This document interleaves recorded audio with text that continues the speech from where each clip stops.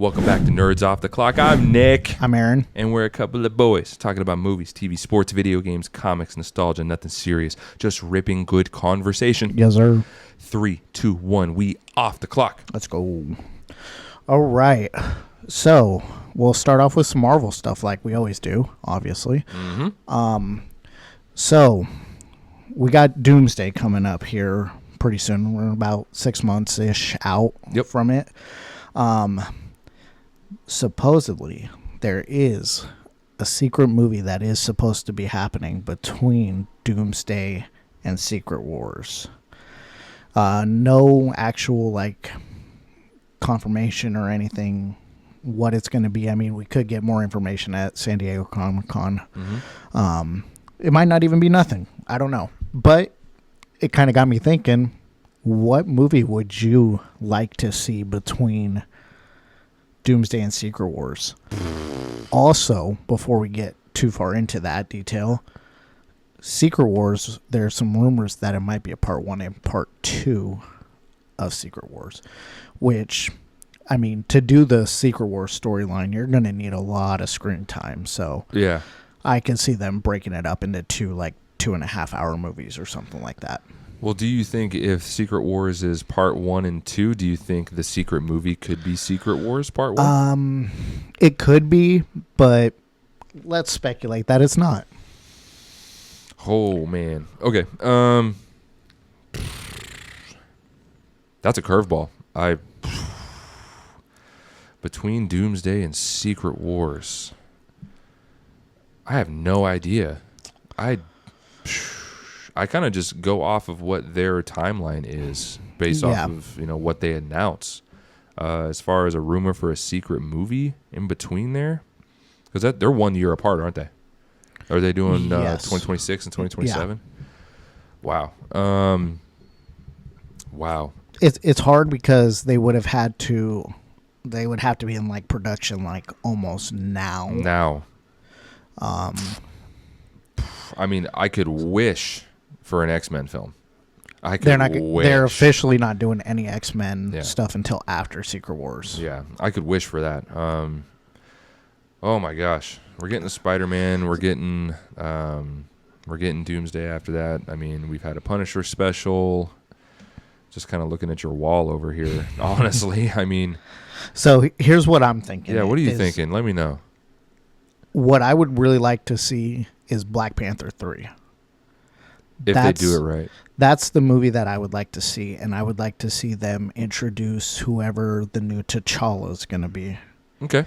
And do it that way, and then have that in the setting of Secret Wars, or kind of do the Fantastic Four side of it, where it's from a different universe, T'Challa somewhere, and kind of do an introduction to him before going into Secret Wars. Something along those lines. Maybe a Thor 5, but even still that, I don't know. Given that, I'd probably want to see a Black Panther introduce the new T'Challa. I mean, yeah, I'd probably like to see that. Because I don't really have any idea up until this point. But now that you mentioned Black Panther, I'd be fine with that. I didn't really care for Wakanda Forever. I know it was kind of a tribute to Chadwick Boseman, and I thought, sure, he did great as the filling Black Panther, but she did good, but it wasn't the right choice for Black Panther, honestly. That's such a quick turnaround, to rewrite scripts and have Shuri be the new Black Panther. I mean, at the time, it was the right decision, but it's kind of put the Marvel Universe in it's boxed it in to a point where they can't really maneuver too much right now. Where I think if we still had Chadwick Boseman, rest in peace. Rest in peace. A lot more would have been happening with Black Panther. Yeah, that's one of the things that I forget about, actually. I mean, especially looking at the wall of movie posters you have here. If you guys don't know, which most of you probably don't, Aaron has his living room wall is all framed photos of the MCU timeline, pictures on his wall. Very, very cool. So looking at that, I mean, That's probably the most recent one that I could think of would be that there's so much of a gap between Black Panther films. Yeah. I mean, some people have said like Doctor Strange and kind of do like time runs out that kind of leads into Secret Wars because it does in the comics, or That'd be fine. maybe do an Eternals 2. I don't know about that. Yeah. I mean, Eternals it's a better movie than you give it credit for. I need to watch it again. You need to go back and watch it again. I do. It's not the greatest movie. Definitely by no stretch it's the greatest movie, but it's a lot better than you give it credit for. Yeah, I need to watch it again. Another one's Shang-Chi 2, but We're going to have him in Doomsday. yeah, but Destin Daniel Cretton's busy doing, well, he was doing Spider-Man, so Right. there's no way he can turn around and do a Shang-Chi 2. No. Unless they were going to give it to another director, which why?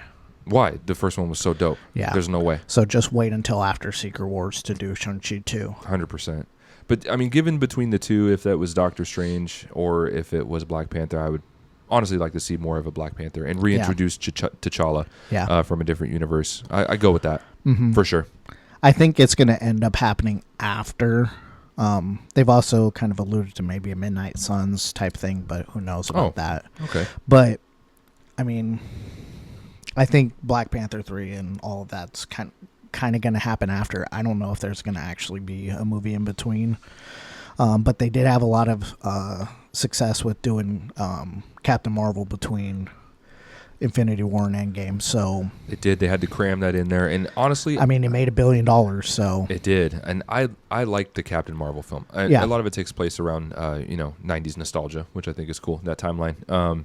I actually enjoyed that one more than I think a lot of people did. yeah, And my wife actually likes that one too.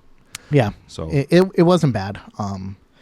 But they might want to capitalize and try to kind of replicate that and make money off of it again. But why not? Especially if we have a confirmed, if we were to get a Black Panther 3 and got a confirmed T'Challa going forward, yeah, I'd be happy with that. that's an easy $1 billion film. Well, Easy. Nothing's easy, but I mean, that's almost as easy as it could be. Oh my God, the Black Panther and the culture behind that. I mean, that's hugely successful. Yeah, I mean, depending on the movie has to be good too. You know, It's got to be good. If word of mouth goes out and it's bad, then Yeah, you got to have a good soundtrack. Yeah. So I mean, I go with that, Black Panther. Yeah.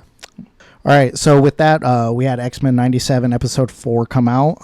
It's the #1 trending show on Disney Plus in 65 countries. It also got a 9.5% on Rotten Tomatoes. The second highest episode since Second highest. second highest episode since Remember It, episode 5. Season 1. Yeah. Yeah. What were your thoughts on this most recent episode? This was a really cool episode. This is a very complex episode in my opinion, because you have really, really good Rise of Apocalypse Part 2, which is great. So you actually see Noor become Apocalypse.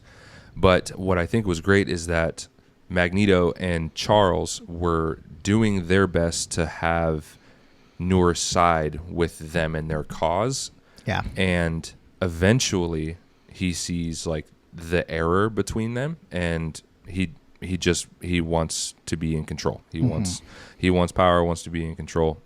And I think the tone of this episode was very mature, very deep, because of the will behind Noor and becoming Apocalypse. And the ending of the episode is wild. All the more reason to give it a 9.5 behind Remember It. Yeah. Big character lost. I'm not. Speak on it. Oh boy. So Magneto, he sends the rest of the team that's with him back to the current timeline. Lets them escape, lets them get out of there. Yeah. He did not let any of them risk their lives for him. Yeah. And so he was going to do the same for Charles, and Charles didn't make it. So there ended up being a really nice battle between Magneto saving part of Egypt and saving the city, and he uses his powers to kind of control ship and not have the city destroyed. But eventually some things happen.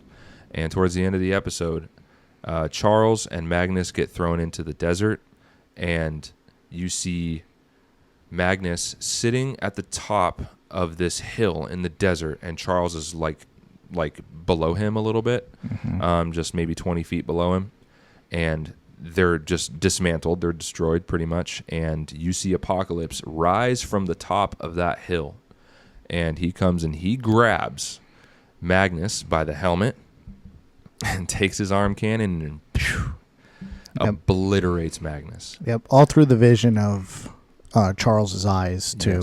Yes, through Ramatut, which was cool. We had the Ramatut introduction, and you see Kang too, which I thought was in his comic accurate suit. That was crazy. Yeah. But the coolest line, a very deep line that Apocalypse uttered at the very end of that is, "Cowards seem mighty when stepping on ants." I thought that was such a huge and mature line to put in this episode. I thought it was fantastic. Apocalypse alludes to like the X-Men and all that every time they're fighting, even in the old series, as insects all the damn time. That's like his go-to. It is true. It's very true. He sees that, man. But he is mighty, so he did not step on Charles. Just how he obliterated Magnus, and Magnus is he's gone, bro. Like, it's just crazy. And I feel for Charles. It's a very, very deep episode. Yeah. Like, what did you think? And I'm not even going to get into the post credit just yet. What did you think? I really liked when the other X-Men are sitting around and they're trying to decide what they want to do, how they want to proceed, and you get every character like really showing their morals as characters and what their thoughts are individually, and they're all coming to different conclusions of how they want to proceed going forward. Yep. It's really, really good storytelling, great attention to detail of how just every single character has their own philosophies. It's great. And they all kind of come to a similar-ish conclusion, and Magneto's like, no, we're not doing that. Yep. He's like, we're not going back. We're going to see this through. Yep. And Charles backs him. I love their friendship. Yeah. But overall, like, man, that death scene was crazy at the end. I don't know where they kind of go from here without having Magneto. I'm sure, I don't know if they'll do some sort of a resurrection with him. I do think there is going to be a resurrection in this season. Mm-hmm. I won't allude to who I think is going to get resurrected. Okay. But there's some comics about it.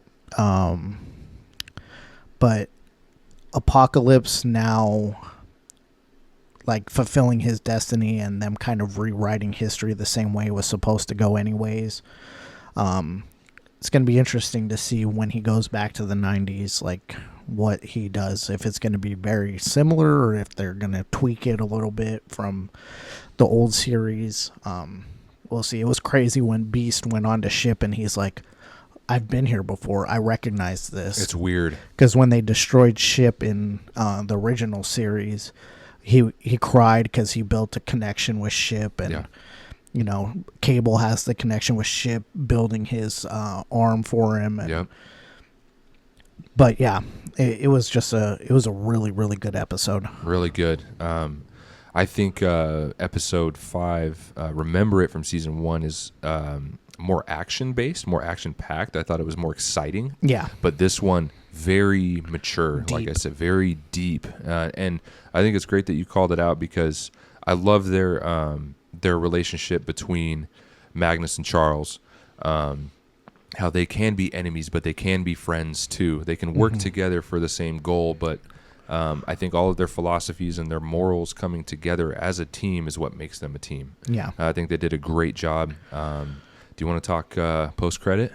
I had to go back and watch it. I didn't even know there was post-credit. Yeah, I watched it when it happened, or after I watched the episode, it came up.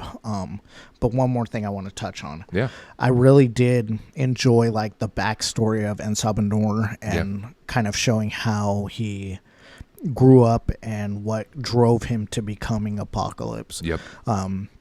seeing the Celestial in there too was really cool of how he gets the power.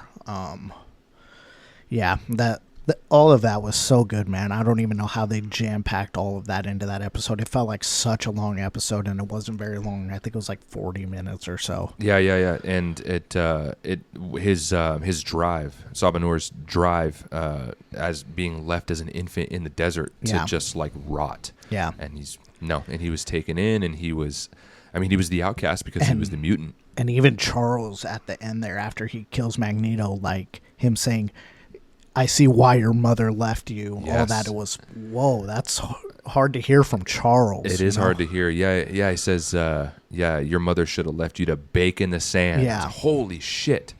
Charles is all about inclusion and, working together, and he sees the evil, and of course he's like, we never stop him. We never stop him. That was in the end and the beginning of the episode too. Because Rama Tut told him that when he went to go visit him in the vision. Yeah. He was like, you guys never beat Apocalypse. Yeah, you never beat him. He's like, we never stop him. Yeah, that's pretty wild, man. Yeah. It's a very good episode. I really liked it.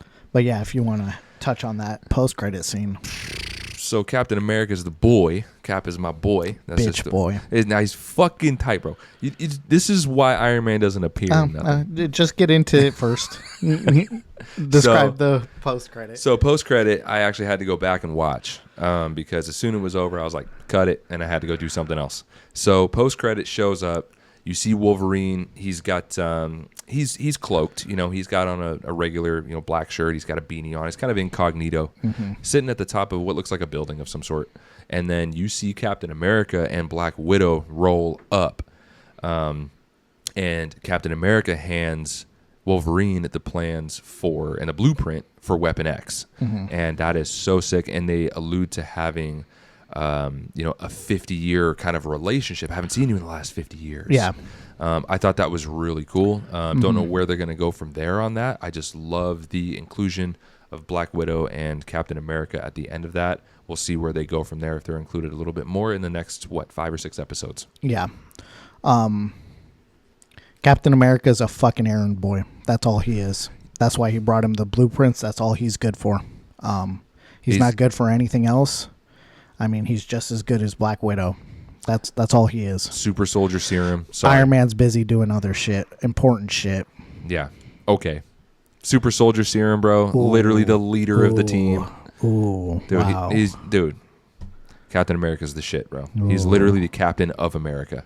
Iron Man is not. Oh, wow. What is Iron Man? Iron Man is the true leader. He's actually a genius billionaire playboy philanthropist. Yes, That's the answer I was looking for. Well, he's the true leader. He's the one to actually make the sacrifice, unlike fucking bitch boy, errand boy. Actually, isn't Nick Fury technically the leader? Nah. He be? Nah. I don't know. Nah. Captain Doesn't America matter. all the way. Captain America. Nah. That's my Iron boy. Man. Team Iron Man. Well, all Iron day. Man's the shit too, but Captain America's my boy. No. Captain America is not the shit. He is shit. He is ass. He's the shit. Yeah, he's America's ass. Is exactly what it is. Fucking dog water. No. He is a dog. He is a dog. He's a dog that's almost dead. No, he's not. Yeah. He's 105 he's good years for old. nothing. He doesn't do anything. Yes, he does. What does he do? He beats the shit out of Thanos with fucking Mjolnir. Yeah. Are you fucking serious? He beat the shit out of Thanos. Fuck yeah, he did for like 30 seconds. He beat the shit out of him. Oh, and when wow. Iron Man was fucking chilling, and when he was all like, "Oh, I got hurt. I got to lay on the fucking ground," the only one Iron standing Man up to his army, worked the only person that was standing up to Thanos and his army at the end before portals was Captain America. Not true. It's literally the embodiment of, dude, no matter how many times I get knocked down, I'm getting back up. I can do this all day. He was literally doing that. Iron Man was just sitting on the fucking ground. Okay. The guy who actually did everything. Yeah, after fucking Doctor Strange was like, stick up my fucking index finger and tell you there's only one way. You got to go kill yourself. Who stood up to Thanos that whole time? Cap took like 2 hits and he was down. Dude, he wielded Mjolnir. Okay, Iron Man did not. Wow. Iron Man What cannot. did he do? And the one who Power of the gods. the one who actually handled fucking Thanos was Wanda. It wasn't fucking Cap. She did, but she's a witch, bro. Cap's not a witch, and he wields the power of the gods. Iron Man does not. He doesn't. He held all the Infinity Stones. What are you talking about? And killed himself. Yeah. He's not a god. But how long did he hold those Infinity Stones for? Hulk could barely handle it. He could. But he still survived, even after he snapped. Yeah, but he only fucking did it really quick. He didn't hold them for a minute. It's because the gamma radiation, bro. It protects him. Whatever. Iron Cap Man is still a tight, but bitch. Cap is where it's at, bro. Nah, Cap's a bitch. Nah, he's the shit. You want to get into fucking goody two-shoe ass. So what? So what? That's what happens. You get the power of the guts. You get the power of the guts. Wow, he held Mjolnir. So fucking what? So fucking what? Yeah. He held a god's hammer. He could literally So what? walk into... A lot of other characters have held Mjolnir before. Dude, he could walk into Asgard right now and be like, I'm going to go ahead and sit there now. So what? Who cares about that? Iron Man will not. Iron Man cannot. Iron Man is respected by everybody. Captain America is a god. He's not a god. He's a god, bro. He wielded Mjolnir. Sorry, he's worthy. Iron Man was not. He couldn't lift it. He couldn't even lift it with Rhodey. So was a fucking stupid sentient robot. Fuck yeah. Whoop-de-doo. Vision sucked too. Vision was tight. I like Vision's Vision. tight in the comics. He sucked in the fucking... In the MCU. MCU. Yeah, I like Vision. And I like Paul Bettany too. I like Paul Bettany. He's cool. But... Okay, we can get on to the best superhero of all time.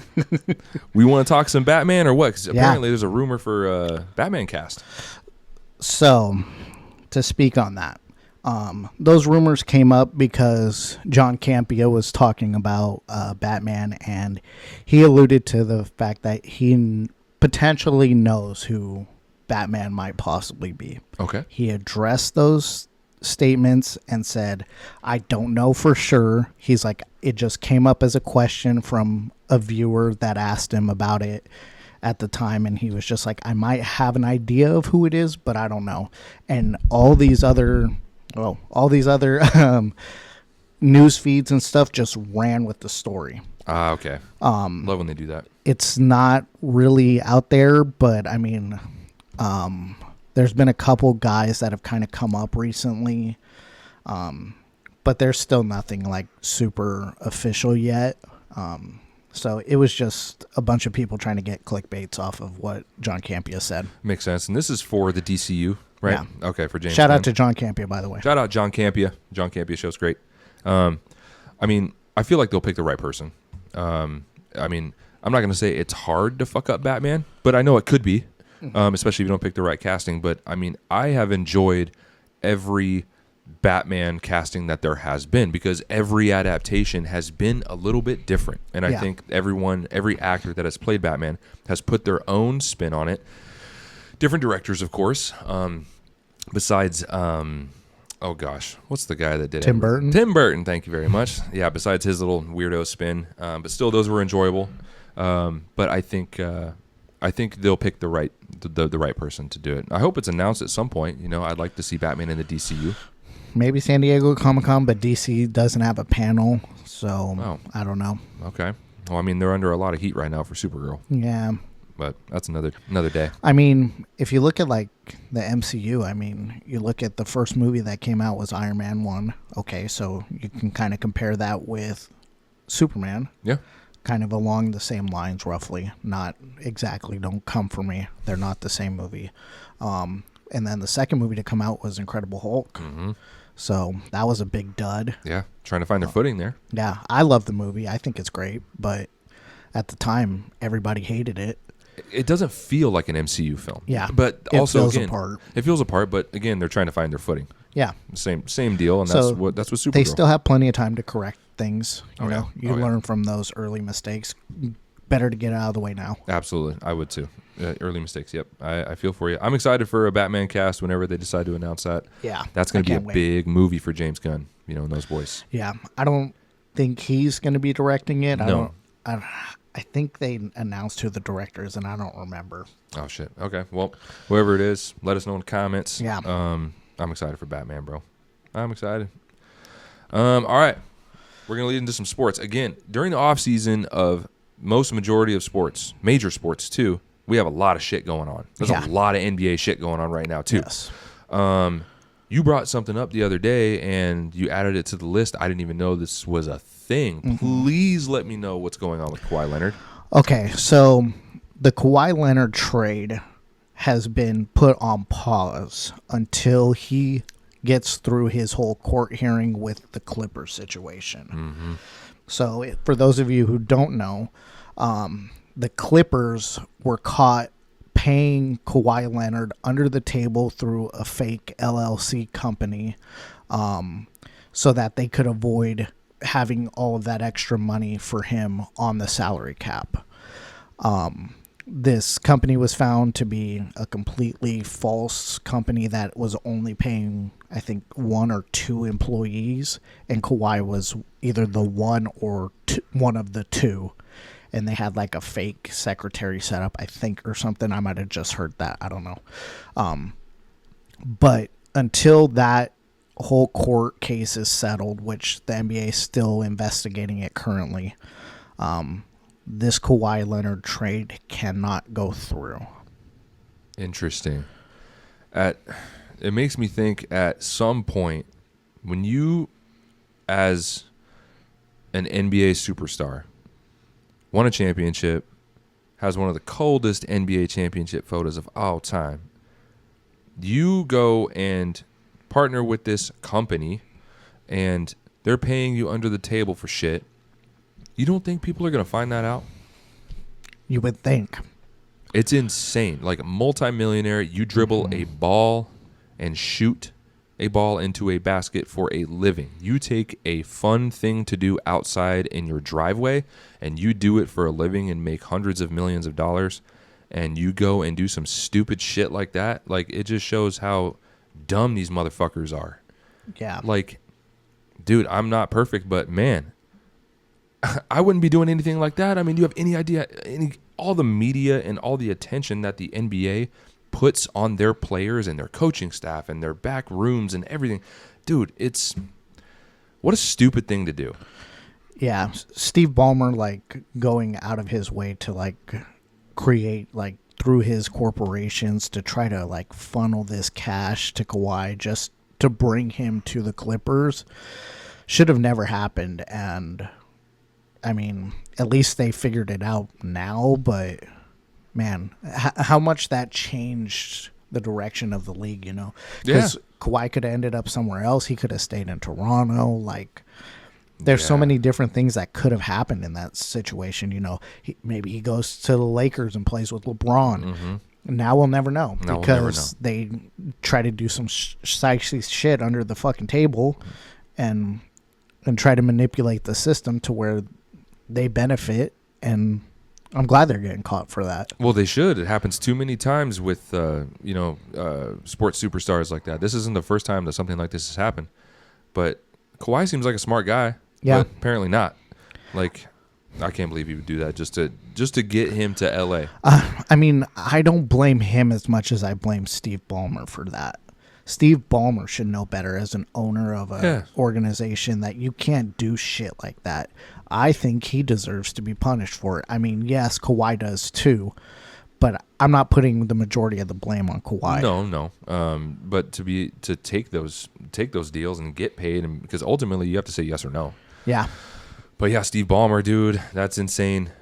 Stupid decisions being made. Do you think once that court case is solved, if it's got to get solved at some point, do you think that the trade will still go through? I think the trade still goes through because the league did warn the Raptors before they made the trade that, hey, we're still under investigation for the situation, so this trade is probably not going to process, but go ahead and do it if you want to do it. Okay. But it's probably going to get held up. We're just letting you know ahead of time. We don't know for sure yet, but that's the situation. So they still went through with it, so I'm sure that they'll still want to bring Kawhi back when all is said and done. Okay. All right. I mean, unless he gets like a year suspension or something. Oh, shit. That would suck for Kawhi. I don't know if that would be the penalty, but who knows? Well, Steve Ballmer needs to be in trouble. Yeah, he might have to give up the team, in my opinion. Ooh, that'd be insane, dude. That's just my opinion.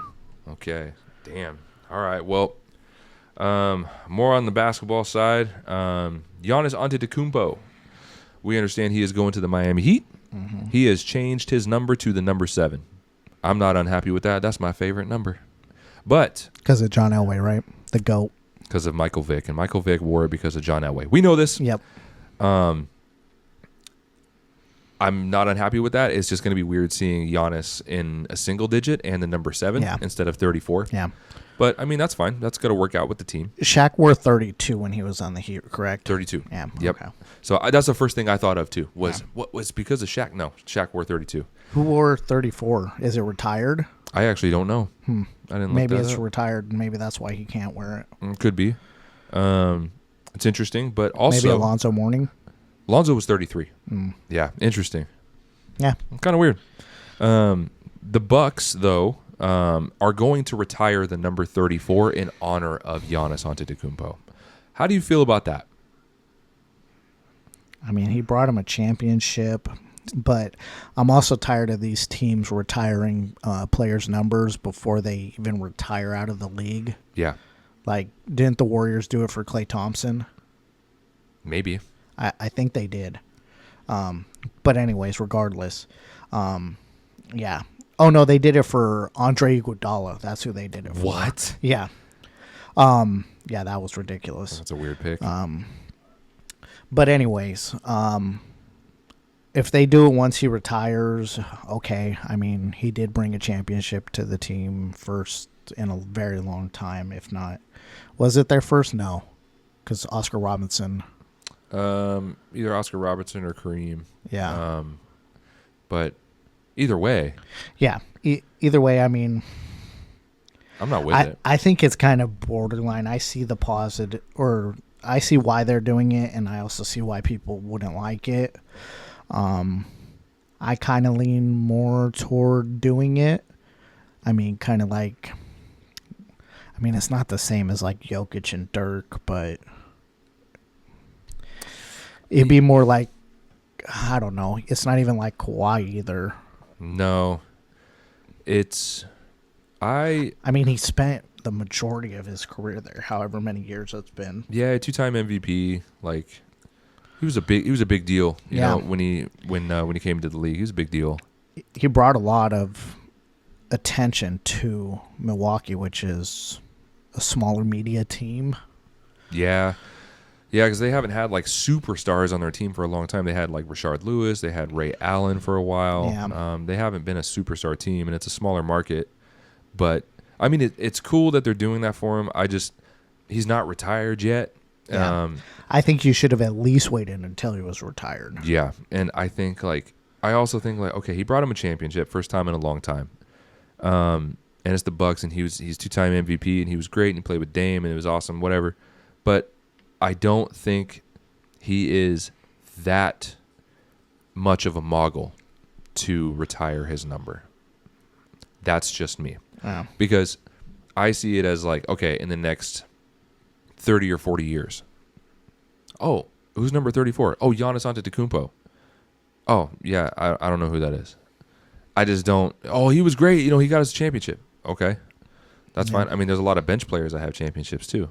Yeah. And I just think the one championship, the 2-time MVP, yes, he brought an impact to Milwaukee. I get that. But is it like a LeBron bringing the impact to Cleveland? No. No, for sure not. It's not. It's not even on that level. It's not even on that level. And I just think it shouldn't be there yet. But eventually, I can see them retiring their number down the road. I just don't think it should happen yet. Yeah, I agree with that. I mean, but then you look at Andre Iguodala being retired. What a joke. That's ridiculous. That's insane. Yeah, LeBlanc, baby. Which he was the first bandwagon hopper. Me? No, Andre Iguodala. Not you. What the fuck? No, What? definitely not you. He was the first bandwagon hopper when he left the Nuggets after the Nuggets got beat by the Warriors in the playoffs, and he jumped ship and went to the Warriors. So he was the first one to do that before KD. Before KD. Just want to point that out there because a lot of people forget about that. I did. I forgot about that. That's a good call out. Speaking of LeBron, we're in back and forth media here now. Back and forth decisions. We're coming up on decision part 622. Mm-hmm. So his top 3 teams still are the Cavaliers, the Miami Heat, and the Philadelphia 76ers. That's from Shams Charania. there was interest from the Timberwolves and there was interest from the Warriors too, but now he's back up to 7 again apparently. Yeah, the Nuggets were in it before, and who was the other team? There was one more team that was in on it. There was. I can't remember who the other team is, unfortunately. Sorry. But yeah, now he's like bouncing back and forth again, saying that he wants to go to a team that's a real contender and he's willing to take a league minimum.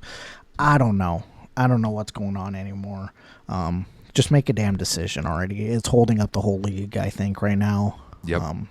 Let these teams decide what they're doing with their other players. Yep, I agree.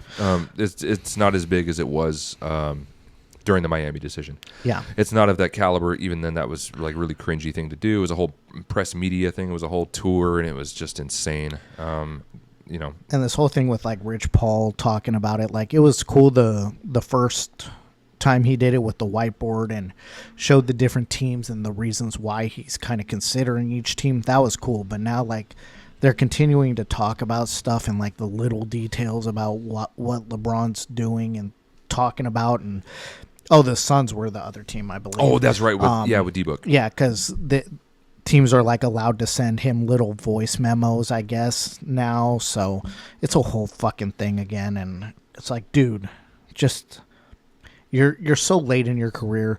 I thought he should have gone back to the Cavs last year.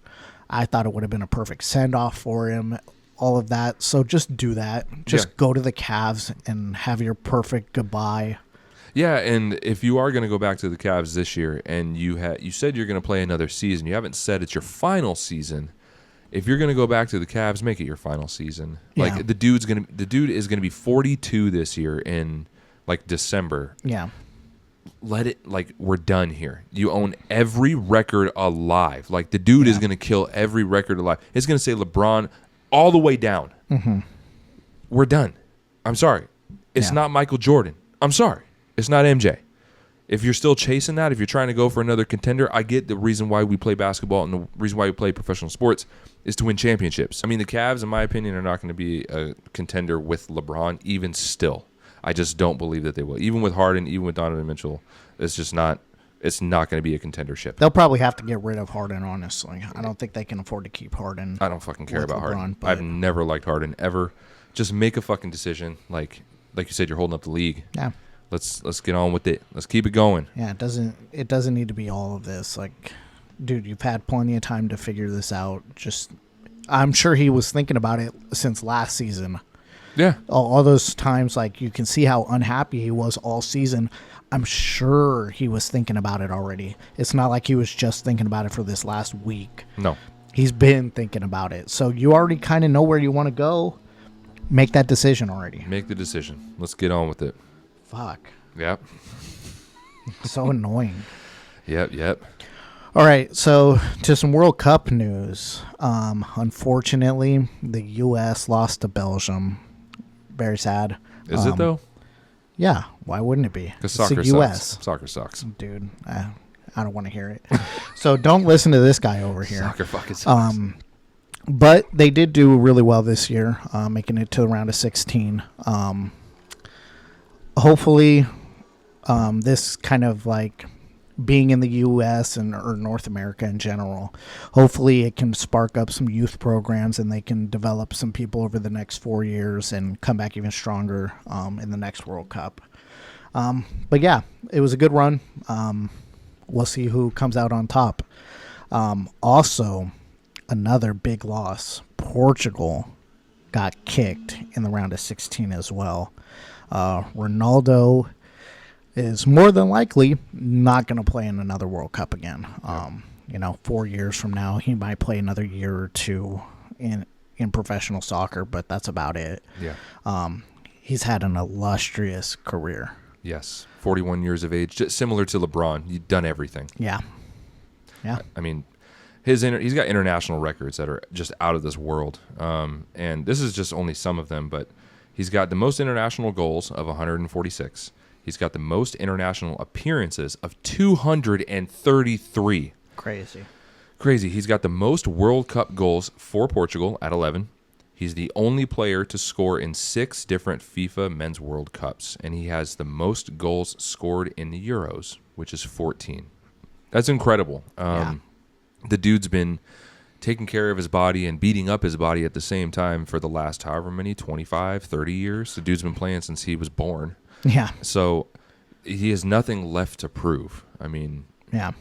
I just think maybe you play another year or two and call it a career. I mean, he ended the best way he could. I know that he was really upset. Why wouldn't you be? He already understands that this is going to be his final World Cup. Yeah. So, I mean, visibly emotional. I know the world that supports Cristiano Ronaldo and Portugal, I'm sure they're just distraught over this and can't accept it, diehard fans.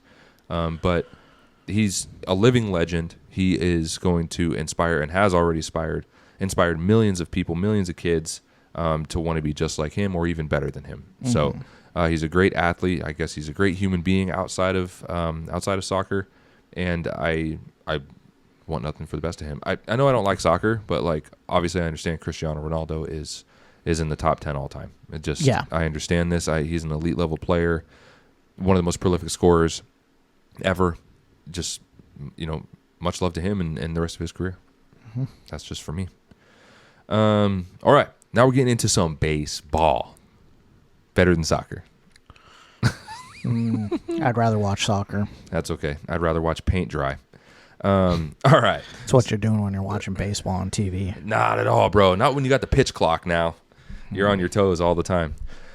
Okay. You're on your seat, brother. On the edge of your seat. You're on the edge of your seat, brother.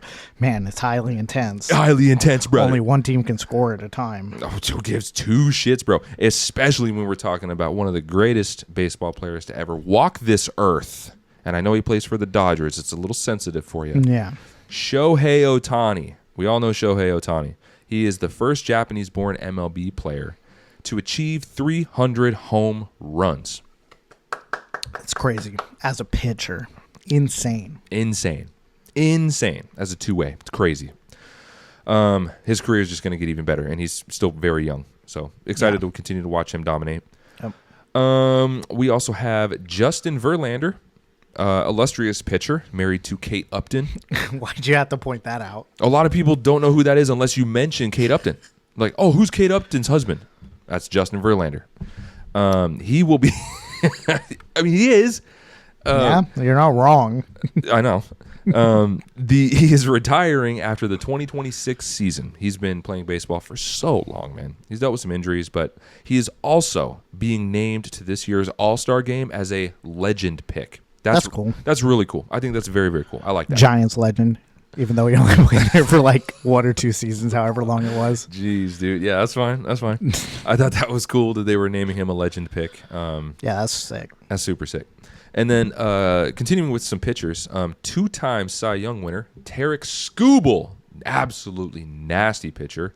Apparently there's trade rumors around him for the end of the 2026 season. I wonder where he's going to fucking end up. Not even going to get into that. Tarik Skubal's nasty, but we'll see where he goes at the end of the season. He's going to be wearing blue. I mean, depending on if we ever go to a salary cap, which ain't gonna happen by next year. They better. I think MLB needs a salary cap. In my opinion. It's unfair. Yeah. And then home run derby coming up soon. We have a couple of players that are committed so far. I'm gonna name just a few. This morning we saw that Kyle Schwarber is in there. Mm-hmm. Schwarbaum. We got Junior Caminero is in there. Ben Rice, baby, from New York Yankees. I like Ben Rice. And my boy Jac Caglianone, the lumberjack. Does the Ben Rice happen to be an uncle? Oh, who? Uncle Ben's Rice. Uncle Ben's. So, what a dad joke, bro. What a fucking. Oh my god, dude. Yeah, it is. What a fucking dad joke, man. Insane. No, this Ben Rice is dope. But it's pretty dope rice too. It's pretty dope rice. Yeah, Uncle Ben's rice. I'm only gonna see that now when I go grocery shopping. Uncle Ben's rice. All right, so Jac Caglianone, that's my dog. Absolute monster. Maybe not. That's my dog. You did sell his card. I did sell his card, and I should have waited to sell his card till after the home run derby because the dude is on fire right now. I have some 2026 stats for the lumberjack. Through 74 games, we are sitting at 14 home runs. Batting average is still fine for a slugger. He's at 277 batting average. On base percentage, he is at .349, and his slugging is .498. That's crazy. He's driven in 30 RBIs. Wow. These numbers are well above the league average. Pretty wild for a guy that's in year 2. You can call it year 1 if you want, but technically year 2. Pretty insane. I would love to see Jac Caglianone take home a home run derby. He's got, I think, the longest home run in college history, I believe, when he played for the Florida Gators. 516 foot home run. Wow. Absolutely insane. So I like to see the Lumberjack in there, man. That dude's a beast. I like that. That's all we got for sports at the moment, bro. But we got some Pokemon news, though, especially in the Lego department. So Pokemon Legos, I think, are really cool, especially with the smart brick play sets. I think those are great. But what was so sick, and I put this one at the top, dude, the Diorama Pokeball set is ridiculous. So that is confirmed with a couple of minifigs. We got Red, Trainer Red. We have Professor Oak. We have a Picnicker, which common. We have Pikachu, and we have Eevee.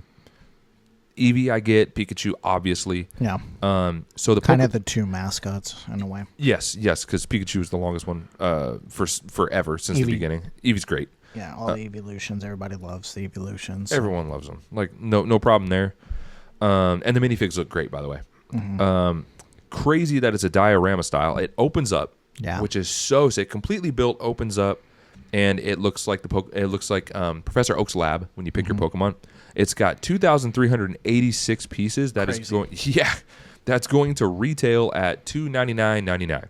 You're snagging that one? I will be snagging that one. Yeah, figured. Yes, the Charizard, Blastoise, and Venusaur one. That one's ridiculous. It's like $700.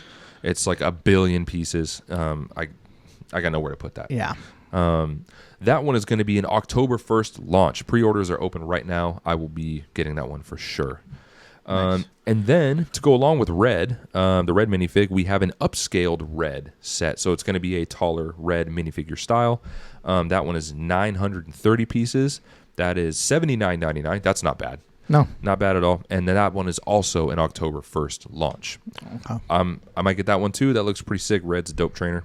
It's going to be hard to decide which ones to get out of all these new ones. Oh, yeah. There's a few more too. There's some good ones. We got the Rayquaza, bro. Rayquaza.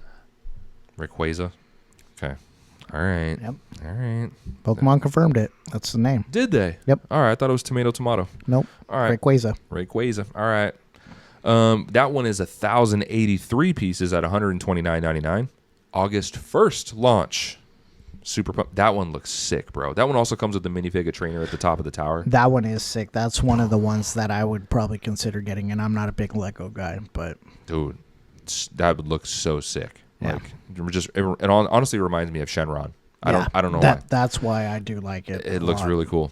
And then we've got the Arcanine set, which is great. 1,190 pieces at $109.99. Also 8-1 launch. And then I think this one's cool. I don't know why. I thought of you with this one. The Munchlax set. Why? Because I'm fat? No. Are you fucking kidding me? No. Munchlax is dope as fuck. Okay. See, that's why. That's ridiculous, bro. I would never say some shit like that. Come on. How you gonna do me like that? Making me look like I'm the bad guy here. Come on. The Munchlax set is tight. It is. 757 pieces, $69.99. Also the 8-1 launch. So we have 4 of them coming out on 8-1 and then 2 of them coming out on October 1st. Super excited for those. Which ones are you gonna get? I'm not gonna get any. But if I had to consider some, it would definitely be the Rayquaza set and the Munchlax set for sure. Told you. Yeah. Those would be probably the 2 I would consider. Probably I would lean more toward the Munchlax because it's a good price point. It's not a lot of pieces, so that would be perfect for me. And Munchlax is dope as fuck. Who doesn't like to sleep and eat? I told you. I knew you like Munchlax, bro. Yeah. That's why it's because I'm fat and you're baby. What the fuck? I would never do that, bro. Never. All right. That's enough for the Lego stuff for Pokemon. Okay? Which ones are you going to get? What am I going to get? All of them. Of course. I'm getting all of them, bro. No, the ones I'm going to get, I'm definitely going to get the Pokeball. That's insane. Yeah. I don't really care about the individual sets. Rayquaza, Arcanine, and Munchlax. I'll probably get the Pokeball and then get the upscaled red. I like those two. Yeah, I'm not a big red fan. I mean, I didn't get that far in the anime, so Yeah. Dominant once trainer. it comes out on Disney Plus, though, I will be watching all the anime made a series. So Dominant trainer. we'll see. Bro. Maybe I'll feel differently about him later. We'll see. We'll see. Yeah, but with that, we have a little bit of wind and wave news, though. Still some rumors, but rumor has it that there's going to be 300 Pokemon added. That's going to include some regional variants as well. So it's going to be interesting to see what they do. They're talking about maybe Onix having like a regional type. Sure. Psyduck, Golduck, maybe getting another evolution. Yeah, okay. 'cause it's Maybe a regional variant. I'd like a Golduck regional variant. Yeah, I mean, I don't know. I'd rather have Psyduck. That's all right. Golduck sucks, but Golduck, fucking Gold. Whatever. Keep going. Keep going. The slander. I can't believe it. and also with Wind and Waves, they kind of are alluding to there is going to be specific cities that are only accessible in the sky or in the water. So you would have to fly up to the city. You would have to go under the water to get to the underwater city. I'm glad that they're doing that. To me, that's the whole point of Wind and Waves, is to be able to access things underwater and in the air. So I'm glad that those rumors are kind of floating out there. I do hope that they do that. I agree. They're talking about the final evolutions for the starters. For Gekwa would be a water psychic type or possibly water poison. Give me Psychic. Yeah, psychic would be dope. Pombon, they're saying potentially going to be fire fairy type. Yeah, I know, sucks. Dude, you were dissing Gecko. Hey. I hope it's a fucking fairy type. Hey, but it's going to be a dope fairy type. Oh my god. Of course. Of course. They also said it won't be on 2. It will be a 4-legged Good. whatever Pokemon. I forget what the term they call it. By I don't know. Who gives a fuck? Whatever they call it. I don't know. And then Brout would be a grass ground type. I like that. Yeah. I like that a lot. That might be a number 1 pick, bro. Yeah. Yeah. Because I compare it to Swampert. Yeah. Like water ground. Yeah. Crazy, because they're supposed to weaken each other. Yeah. Grass ground. Same physics there. Yeah. Same way. Huh. You still going to go with Pombon if... We'll see. I mean, I got to see once it comes out. I'm kind of leaning more Gekwa now because, I love psychic types. So Psychic types, bro. kind of leaning more that way now. But I don't know. I still don't like the eyes. They're too seductive looking. It's got to change. I know. Yeah. Troy likes the eyes, though. Yeah. Troy he's likes a them. weirdo. He likes the eyes. Shout out Troy. Shout out, Troy. So yeah, what are your kind of overall thoughts on like the whole 300 potential new Pokemons and the different cities? The regional variants, I've never been like a huge fan on the regional variants, like Hisui and Raichu and things They've like done that. some really cool ones. I know they have. I'm trying to get out of being such a purist, you know? I'm trying to get out of that. I'm trying to open my mind a little bit because I've been doing Pokemon forever. So regional variant, like if I saw like a Golduck is one of the coolest designs in my opinion. I love that evolution. If they gave him another evolution that was a regional variant. If they do it, I would really like to see. Said doo-doo. I know. I knew you were going to point that out as soon as I said it. I'm immature. It was like, it went out and I was like, I can't bring it back. No, you don't. You don't say doo-doo. But if they do it, then I would hope that they would do a pre-evolution. I think Like a a baby? baby version of Psyduck would be really fucking cool. That would be cool. It would honestly be very marketable too. Yes. That'd be like a cute baby. Yes. If it was a duck, bro. Yes. Holy shit, dude. Yes. Baby Pokemon are super cool. And good, then everybody can focus on that and give me Psyduck back. Psyduck's getting a lot of attention. Yes, he is. Mainstream attention. I'm really surprised. Because he's a fucking dog. Motherfucker gets a motherfucking headache. Yeah, Dude and gets a then headache. becomes one of the most powerful Pokemon there is. No. Yes, he does. Incorrect. He fucking blows up and Incorrect. Most powerful Pokemon there is. I said one of the most powerful. I didn't say the most powerful.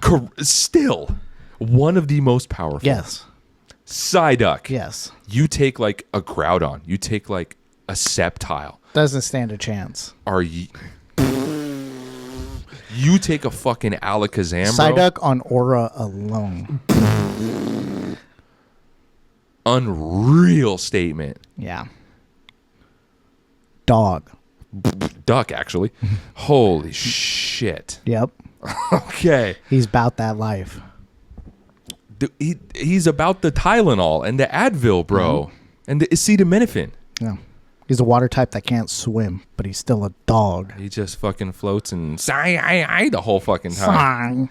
Jesus. Dog. Holy shit. A baby evolution for Psyduck would be adorable. Yeah. That's the way I think they honestly should go with it. That would be cool. If they didn't do that and they did regional variants, some of them being evolutions just as a regional variant, I think that's a cool niche. That also reminds me, I don't know if this is going to take place in Wind and Waves, but Arcanine is apparently supposed to be getting another evolution, a third evolution. I don't know if it'll be after Arcanine or if it'll be in between Growlithe and Arcanine. Not really sure, but they did say they should maybe go in between. They did say Arcanine will get the evolution, so it has to be after. Yeah. I just don't know, but I was thinking about that when this came up. But just some top of the list there. But 300 new Pokemon. We need new Pokemon. Great. Happy about that. Wind and Waves with the underwater cities in the sky. We talked about this early on. Yeah. I want that to be accessible in the open world concept. I don't want you to go into a building, into like a hotel, and, press A to take the elevator down to the underwater city. I want you to be able to swim to it. You know what I'm saying? I'm pretty sure that's the way they're going to do it, where they're going to have like Pokemon that are like new Pokemon that will fly you up to the city. That's what I want. Yeah. I want full open world sky in that Maybe way. they'll have like a submarine type Pokemon that takes you down. That would be sick, and be able to... Oh, wow. He actually said an inanimate object Pokemon would be sick. If you can ride here we top, go. Here we go. No, change the parameters. Not a submarine fucking Pokemon, but if you had a Pokemon, like you took like a Whale Lord, or like, you know what I mean? Yeah. Underwater. I don't want no submarine as a fucking Pokemon. Like, vroom, vroom. He said it. You heard it. No, no. Heard it here first. No, you didn't hear shit. That's not... Breaking news. Breaking news. Yeah. Not happening. I want the Pokemon to be able to be ridden on underneath the water. You know what I'm saying? Yeah. And like you fly on a Dragonite, on top of Dragonite, get to the sky. Huh. That's what I want. We talked about that early on. That's what I'm looking forward to. I want the open world concept is going to be really cool. Yeah. Imagine if you could surf, bro, or like parasail as a part of travel, or like windsurfing. That'd be fucking rad. I mean, even just like kind of going back to the anime, just being able to ride Lapras or whatever the case is, just stuff like that. Yeah, absolutely, super cool. What are you looking forward to? I really want to see these underwater cities, man. So do I. Yeah, I'm super excited about that. I don't know what really you can do with the sky aside being around clouds. Yeah. I think you can do a lot more underwater. So I agree. It reminds me of like the Gungan city from Star Wars Episode 1 with like Jar Jar Binks. If it's all in just like a big dome underneath, that'd be super cool. You could have stuff like that, or you could just have like ships that are shipwrecked and there's little cities within that, or like underground, like full like Atlantis type cities or something. They could do so much with underwater. Insane, bro. Yeah. Just even like caves, and you can explore a cave, or just like the sea floor and there's Pokemon on the sea floor. Dude, so sick. Treasure hunting, that'd be insane. Pokeballs down there if you found some rare Pokemon. Dude, if you found like legendaries down there. Yeah. Oh, shit. I mean, who knows? They also did mention that the legendaries, both legendaries, will be in each game. So you won't have to buy the two separate games. Wow. That's going away from Pokemon tradition. Unless they're making it as one game, but I think it's going to be Wind and Wave. So it should be. Yeah. Interesting. That's going away from tradition. Yeah. Whatever. I mean, one thing I would like to say when you did mention like the Pokeballs and finding treasure and stuff, if they did it like Legends Arceus where you have to craft your own balls and stuff, that would be really cool. That would be really cool, especially if you had to capture a legendary that way. Ooh, that'd be insane. Like they have a new like legendary ball or something like that. Yeah, absolutely. That'd be sick. Yeah. I can't wait for that. It sucks this next year, but dude, we're already like halfway through July. Yeah, gives me enough time to get a Switch too. Get a Switch 2, and if they come out with the special Pokemon one, that's what I'm waiting for. Woo! That's all I'm waiting for. You pointed out something in Times Square. Yeah. That happened with Pokemon. So Pokemon Go is in its 10-year anniversary, and to celebrate, Mewtwo appeared in Times Square. I believe that was yesterday, maybe the day before. Okay. And also, they had a little surprise that Mewtwo Y also appeared after Mewtwo appeared. Oh, shit. So, a lot of people were in Times Square yesterday or the day before trying to catch Mewtwo, and Mewtwo Y also appeared. What the fuck? I'm looking this up right now while we're on the podcast. Yeah. Mewtwo is one of my favorite Pokemon ever. Yeah, so, I mean, super sick for Pokemon Go to continue the tradition and keep up even in current day and not just kind of fall off, even though I'm sure a lot of people have kind of stopped playing quite a bit. I stopped playing myself. I've tried to pick it back up a couple times, but I can't really get back into it fully. So it's really, really cool. That is sick as shit, man. That looks really cool. Wow. That's amazing, bro. Like, It looks like Frieza. It's like, it just does. Like, Mewtwo Y looks like Frieza for sure. I don't like the Mewtwo variants very much, but I mean, they're all right. Yeah, that one's insane, bro. I like that one. I think X is a little bit better. Do you like X? Yeah, that's all right. Insane news, bro. I mean, 10 years since Pokemon Go. I remember when that dropped. I thought it was a gimmick, dude. No, I was all about it, man. I remember going to parks and there being hundreds of people at my local town's parks, and we would go to the marina and there'd be so many fucking people there like never before, man. People would be driving and just stop in the middle of the fucking road and pull out and go catch a Pokemon. Me and my cousin, we had like a Charizard that was by my house one time, and we literally ran out of my house to go try to catch the Charizard. Damn. We didn't catch it, but the attempt. Yeah, it was crazy, man. Crazy times. That's wild. Yeah, 2016. Closest we ever were to world peace. Yeah, that was the time, dude. 2016. If you guys weren't there, woo, that was a fun time, dude. Yeah, 2016 was great. I thought it was a gimmick at first. I mean, I played it, but I slowly lost interest, just because I'm just a purist. I went back to playing the regular games, but I do remember one of the highlights. Lame. Yeah, I know. I'm super lame. I remember seeing video footage shortly after Pokemon Go was released. It may have been a day or two after the game was released. New York City in City Park. Yeah. Bro, thousands of people showed up into the park, and they all started singing the Pokemon theme song as loud as they possibly could. That gave me chills. I remember when they had the Mew show up in City Park, and people flocked there. Dude, people blocking lost their traffic and everything. It's insane, losing their minds, dude. That was a crazy time, 2016. Imagine what that would have been like on the outside world, like older generations, people who had nothing to do with Pokemon. They're like, what is going on? People were like, what's the emergency? Yeah. Like people, literally. And it's also hella dangerous too. Like, oh yeah. To the point where like they even on Pokemon Go, they added, are you driving right now? Yeah. No. And you're hella, yeah. You're banging through gears trying to get to your next stop just to go catch a fucking Mewtwo.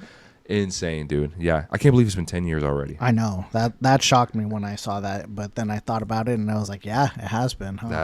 That's wild, dude. Yeah, insane, man. Insane. Yeah. All right. So House of the Dragon episode 3 came out the other day. What were your thoughts on that episode? Garbage. Because it's more the episode, it's just slow. And I say it's garbage. It's not actually garbage. It's just a lot slower than, and it's filmed a lot different than what we're used to seeing. It is more on Rhaenyra and trying to find the balance between war and her people, her kingdom, and how what I see as you have to treat the scenario of war differently than the way you want to take care of your people. It is completely different. There are two sides to the same coin, but it has to be handled differently. And she seemed throughout the entire episode, once she was on the Iron Throne, she started to notice that more and more requests were coming by her way. And the way it was filmed, it seemed incredibly overwhelming for her, and this is not what she expected. And in that way, it's interesting to see the episode ran through her mind that way and see it from almost like a first-person perspective. In that way, the episode was garbage because I don't fucking care. I don't care how you're going to feel being queen, and you're going to see the day-to-day process of like, oh, all these people are coming to me with this request, but I need to take care of my people. But, oh, I'm also trying to, not start a war. But if I do start a war, how am I going to handle it? I don't give a shit. I don't give two shits. I don't give a rat's ass. But what I thought was very cool is that when she had that big dinner and she brought other leaders of the kingdom into her table, and they were curious as to what they were being served for dinner. And you notice throughout the episode, you see a bunch of rats kind of running around. You're like, where are these rats coming from? Where are these rats coming from? And then you see that for dinner, they have all been caught, and they serve all of them rats, cooked rat for dinner. And they're like, what the hell is this? Well, these are the things that my people were eating while you guys were going ahead and fending for yourselves in a more positive and beneficial way to keep you guys okay, while my people suffered. So this is what you guys are going to go ahead and eat, while I'm going to go ahead and take care of business. So that was a cool part of the episode, but in all, it was a boring episode, in my opinion, because that's not what I anticipated coming from episode 3. Previous 2 episodes were absolute bangers, so that's why this one was a little bit slower for me, and I just thought it was not a very good episode because I don't care what you're mentally going through and like, oh, I wanted to be queen and I'm finally here and this is not what I expected. Well, what did you think? What did you think? You have to rule the 7 kingdoms. You've worked so far. You've gone through so many trials and tribulations to get to this point. And now you're here and you're like, oh my God, I don't know if I can take it. I know you've dealt with a lot of shit. You lost your boys, whatever. But this is what part of being queen and ruling is. I just thought it was kind of lame in that aspect. Is it still enjoyable? It's fine. It's fine. I just didn't really care for it. What did you think? I think the exact opposite. Are you kidding me? I thought it was a very good episode. What? To show Rhaenyra going through the stages of grief and how she's trying to process becoming queen and actually coming to terms with the realization of what it's all going to take to be queen and that she can't have it the way that she wants to have it.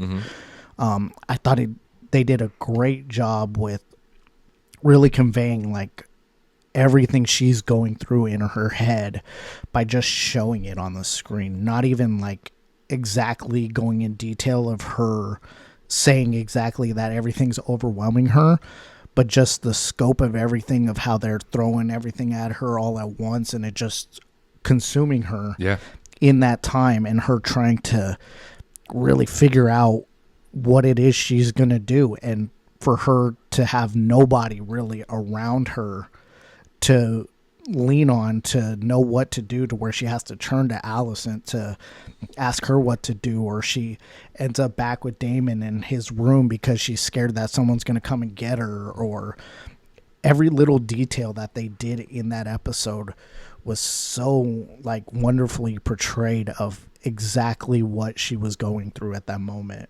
And then her kind of coming over that at the end and kind of like sensing her real direction at the very end of the episode.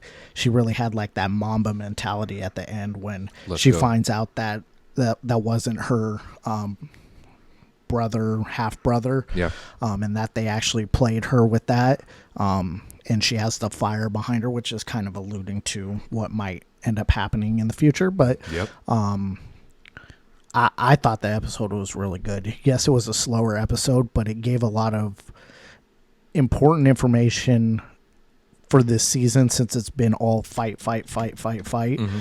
I thought that we needed to get a more grounded baseline episode, and I thought they did a good job with it. All right, that's fine. Yeah. Agree to disagree. Yep. That's right. But with having that episode so early on, get the fucking turds out the way, and then we can go back to fighting. Because that's what we initially wanted. I want fucking banger episodes. I know it's potentially the final season, but having that episode is not a bad thing. I just personally did not like it so early on. But it does set it up for some more bangers. Because the Mamba mentality thing is correct. She was determined. Emma Darcy, man, shout out, man. She's been fucking killing it this season, man. Give that girl a damn Emmy. Give her something. Like I said the last episode, just her crying over Jace was Oscar worthy. Yeah. And I mean, what credentials do we have? But holy shit, like I said, I've got kids. I can't even imagine losing my boys over any circumstance whatsoever.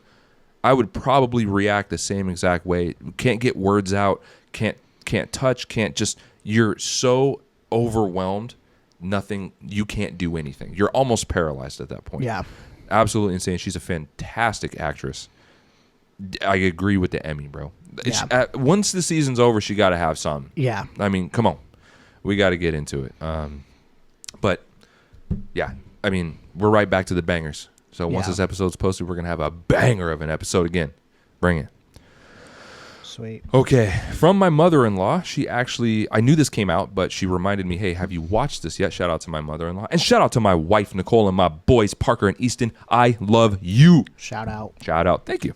I watched the documentary, The Jailblazers. So you know what the Jailblazers are. Yep. I'm a Blazers fan. I have been my whole life. And this documentary on the Jailblazers, that was a pretty crazy moniker that they were given back in the day because notoriously 3 to 4, mostly 3, but 3 to 4 players were involved in criminal activity for the most part. Nothing insane, but Part 2 coming. And they got the moniker, the Jailblazers. So you have, in professional NBA, you have 3 teams that have had monikers in a positive way. Actual monikers to be known that way. You had the Bad Boy Pistons, right? Showtime Lakers, and the Jailblazers. That's it. That's what you got. So to be portrayed that way, horrible, in my opinion.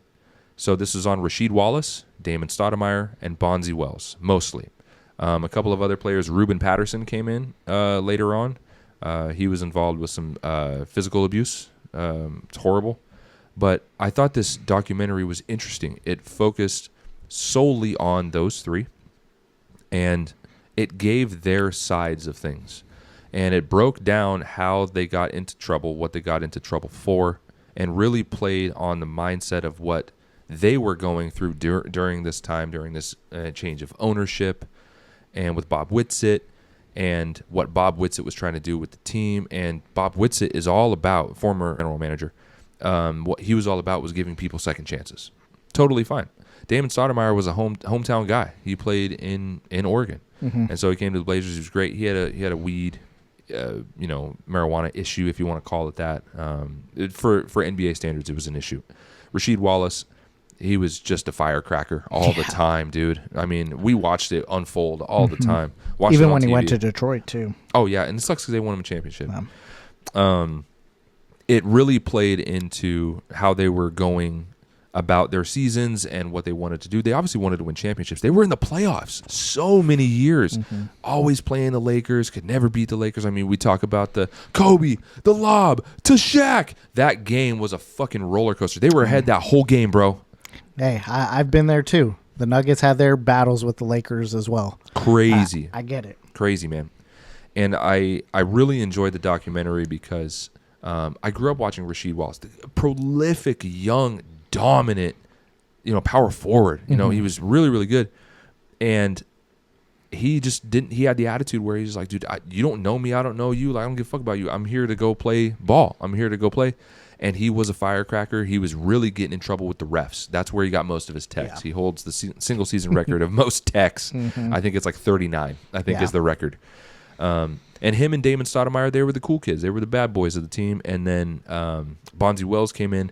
Funny enough, Bonzi Wells ended up being involved in that core group, but Bonzi Wells never got in trouble. He was actually never convicted of anything. Wow. And he was always involved in that, if you want to call it the Three Musketeer thing. Yeah. Never got into trouble. Kind of weird, but he was involved in that. Smart. Very, very smart. And I thought it was great. It just went through, season by season and what their trials and tribulations were. And then towards the end of the episode of the documentary, it was like an hour and 10 minutes on Netflix. They did I think it was the 20-year anniversary reunion for that team, but it was mostly the Jailblazers. Bonzi Wells and Damon Stoudemire showed up. They were received very well. Rasheed Wallace did not show up. He did not want to, and that's okay. He's not there for that, so that's fine. He felt he was mistreated by the city and ownership. I always see a lot of throwback Wallace jerseys around whenever I go to Blazers games. He was very impactful on that team. He just had a mouth on him. He got in the ref's face quite a bit, known for fighting, and got in trouble smoking weed and stuff like that. He never did anything physical. Ruben Patterson was the one that did the physical stuff. But overall, it was a good documentary. I really liked it. I would love a part 2. That would be great. Unfortunately, they have that Jailblazers moniker attached to him because, getting out of that stigma took a long time. It took a long time to get away from that, but I thought it was a great documentary. It's on Netflix, about an hour and 10 minutes. Go check it out. Loved it. I might have to check that one out. It was good, man, especially if you like the Blazers. Even just for that's hard. That's They're not my team. That's all right. They're fine. If you like NBA, if you like professional basketball, it's good. I don't dislike the Blazers. It's under the Untold category. So if you've seen some of the other Untolds specials on there, it's under the Untold. Very, very good. And then I saw this the other day. Fallout Season 3 has begun filming. I like the Fallout video games. They're fantastic. Fallout 3 is one of my favorites ever. A lot of people like New Vegas. A lot of people love Fallout New Vegas. But they have begun filming. I thought that was great. I really enjoyed Season 1 and 2. Yeah. Season 1's my favorite of those two for sure. They won. I think they won some awards for Season 1 and stuff too. I know they were nominated for sure. I don't know about the wins. But maybe they did just get nominated. I don't know for sure. I didn't pay attention fully, but really good adaptation in the first season. Yeah. I will go back and watch it right now. I loved it. The second season was good. I just don't believe it was as good as the first. I love pilot seasons because I feel like they have to put so much into it to make it as good to continue. Yeah. But I thought that was great. Probably going to open up here in 2027, maybe 2028 for Season 3. Nice. So you're wearing a little bit of a special shirt today. I am. Why don't you get into why you're wearing that shirt? So for the shirt, we got Hillary Duff on here, or as commonly known by me is Lizzie McFire. So I had this shirt made to the same place that we get our shirts made. In the Vancouver Mall, and my wife and I are going to see the Hillary Duff concert or the Lizzie McFire concert on Tuesday, so a couple days after this is posted. So shout out to my wife. My wife has been a Hillary Duff fan since day one. I've always liked the Lizzie McGuire TV show. I watched that when I was a kid. It's a very coming-of-age show. I always caught episodes here and there. Yeah, it only ran for a couple seasons, but it was very good, a very good coming-of-age, impactful show. There's some comedy in there that was great, and Hillary Duff has always been a Disney star that never got into trouble, man. She always stayed very true, and she always stayed true to the course. She's got kids. She's got a family.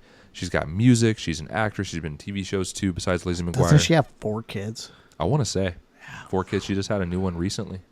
Very cool, and she's able to balance a music career on top of that. She just started doing music again, and it's one of my wife's childhood idols. Just absolutely loves Hillary Duff and her music and all the cool things. So my wife has been really putting in an intense amount of effort into having a really nice, nostalgic, Lizzie McGuire inspired outfit. She's got some jean shorts that are she put on all the gems and she bedazzled them. She's been running around to different stores trying to find like nice scarves and like some that are like mesh, and she's got cool sunglasses and hair clips. She's got this whole ensemble going. She's going all out. She painted her nails and toes the other day, and as like retro, and she's super dedicated to it. I'm super happy to watch her do that. It's gonna be so cool. I'm going there because I always like the show, and then I tried to pick an appropriate picture of Hillary Duff, because there's some on there that aren't too appropriate. I don't want to disrespect my wife that way, so wanted to make sure that was something appropriate. But I'm super excited to wear it just like white, black, and pink. Yeah. It's gonna be super sick. It's at Ridgefield. You got your shoes too, huh? I got my shoes too. They're a Travis Barker collab. They're actually white, black, and pink, and they've got pink flowers all over them. So we're gonna be ripping that. It's supposed to be like 90 degrees, bro. At the amphitheater, bro. Have fun. Ooh, I'm gonna be sweating my arse off. You need to get a portable air conditioner. Those things work really well. They do, especially the ones around the neck. Oh yeah, we got a couple of those. What's cool though is my wife found this out. There's no pit in the front. Okay. Here's the stage and here's your seats. Dude, we're 10 rows back. Damn. Hillary Duff going to be sweating on us, bro. I'm going to catch that shit in a bottle. I'm telling you, sell it on eBay. I'm just kidding. It's going to be super cool. I really excited for the show. I know some of her music too. It's a bucket list thing for us. So, shout out Hillary Duff, Lizzie McFire. So sick. So sick. I can't wait. I'm going to be screaming louder than all the other bitches there, dude. I bet you will be. I'm going to be screaming louder than my wife for sure. I'll be at home in the air conditioner. Hey, I might stop by afterwards and suck up some of that air conditioner afterwards, man. That's what's going on. I'm super excited. We've been waiting a long time. We got our tickets back in February for this. Nice. Super excited. You got anything going on, man? We have our decathlon coming up next week as of this posting. So we will be doing a little bit of filming for it. So we'll have some stuff coming up on our TikTok page. Go check out our TikTok channel. It's going to be interesting. We're separating it into 2 days just to kind of accommodate everybody. Very interested to see what's going to happen here. I am too. I'm on the second round. So you're on the second round, but I'll be there to help at the first round. But I'm on the second round, man. I'll be in the first round, and then I'll obviously be there for the second round as commish. Commish. We got the board and stuff today. Yeah, we got our draft board, so we're getting ready to go here. I can't wait. We're getting close. Can't wait. Like I said before, fantasy football is like my favorite. Yeah, it's just the one I'm the most active in. Sorry, Brandon, haven't really been very active in the baseball one this year. I'm sorry, bro. Just had a lot of shit going on, so I'm sorry. But the fantasy football one is the best, bro. It's so sick. I love our league, honestly. I love our league. It's so much fun, very competitive, and can't wait to see how people improve, if people do improve in the decathlon this year. Yeah, it's gonna be sick. Same place. It's gonna be really fun too. We will definitely be doing a 40 again. That I'll throw that out there for everybody who doesn't know in our league. That's the one I'll kind of throw out there that we are doing this year, obviously. But I can't wait to see how we progress over the years with 40s. Absolutely. I can't wait, man. What event do you think you're going to do the best in? I'm not telling because nobody knows what events are going to happen. Oh, boy. Besides the 40. Besides the 40. Okay. All right. Which I am not going to do well in. I am slow. Well, let me know if you want me to go rent like a MMA cage. I'll throw that in the back of the truck and bring it, blow up MMA. Well, Dalton won't be here to battle with Trey, so we don't need it this time. That's all right, Dalton. We give you the pass. That's all right. I'm excited for that, man. I can't wait. Yeah, it'll be very fun. I'll be there to help film too on the first day. So right over at McKenzie Stadium, baby. Yep. Let's go. Yep. Let's go. All right. Anything else you got? Man. Stay golden. Stay golden, Pony Boy. Pony Boy. All right. Well, with that, we'll bring this episode to a close. Give us your thoughts. Let us know what you'd like to see down below in the comment section. With that, I'm Aaron. I'm Nick. We are Nerds Off the Clock. Clocking back in. Peace. Peace. Like and subscribe.